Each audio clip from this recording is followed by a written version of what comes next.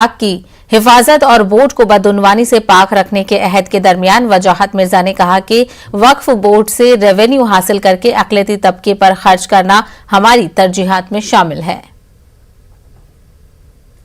महाराष्ट्र वक्फ board के chairman की हैसियत से वजाहत मिर्जा ने जो है वो अहदा संभाला है और ये अहदा जो है वो बहुत काटो भरा है और बहुत चैलेंजेस है ये कहा जा रहा है। और गौहर मलिक साहब ने भी कहा कि काफ़ी लोगों को ऑफ़र किया गया लेकिन किसी ने जो है वो महाराष्ट्र वक्फ बोर्ड की चेयरमैनशिप का जिम्मा नहीं लिया।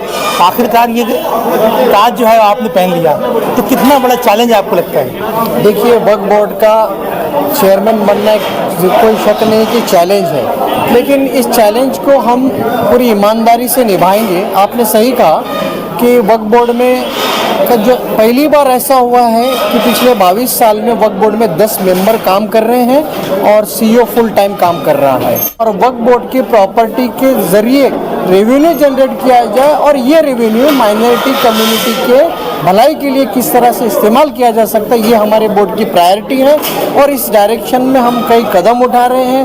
वक्फ बोर्ड की रेगुलर मीटिंगें हो रही हैं और जिसने भी इलीगल पोजीशन किया उसके ऊपर एफआईआर करने का काम कर रहे हैं। हम इसको काटे भरा ताज नहीं समझते, हम ये समझते हैं कि कौम की खिदमत करने का हमको मौका दिया है और ईमानदारी से काम करेंगे। इनका ये कहना है कि वक्फ की ज़मीन को खाली किया जाएगा और वक्फ के मामले में इंसाफ किया जाएगा। अब देखना यह है कि वजाहत मिर्जा का ये स्टेटमेंट कितना आने वाले दिनों में सच साबित होता है।